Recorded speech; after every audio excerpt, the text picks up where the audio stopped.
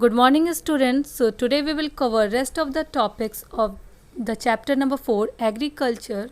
Yesterday we talked about subsistence farming and it can be classified into two parts. Now we will discuss its types in the broad way. That means brief. So subsistence farming can be classified into number 1 intensive subsistence agriculture and second primitive subsistence agriculture. Okay, so now I will discuss them one by one, starting from intensive subsistence agriculture.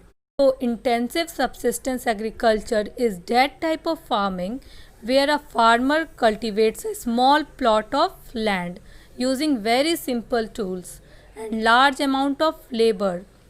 They practice intensive methods of cultivation like using manure, better quality seeds to get maximum yield from land. It is usually possible to grow more than one crop in the same plot. Now I will talk about the regions where this agriculture is practiced. So it is practiced in monsoon Asia, South Asia and east part of Asia. The main crops grown here are the rice. Rice is the chief crop that is grown here. Then the other crops here includes wheat, maize, pulses, oil seeds are some other crops. Okay. Now moving forward to primitive subsistence agriculture. Here the farmer practice hoarding to meet some personal needs. It enables a farmer to get an additional income to meet his needs. And this primitive subsistence agriculture includes shifting cultivation and nomadic hoarding also. So first I will talk about here shifting cultivation. As we have read about it several times. So in shifting cultivation, a small area of forest is cleared by cutting down all the trees and the area is burned and the ashes are mixed with the soil to make it more fertile and this land is used for growing crops. After a couple of years, when the land becomes less fertile, it is abandoned. Later, another such area is identified and cleared for cultivation. So, this type of cultivation is called shifting cultivation. Now I will talk about the reasons in which shifting cultivation is generally practiced. So it is practiced in region with heavy rainfall. Why it is practiced in the region with heavy rainfall?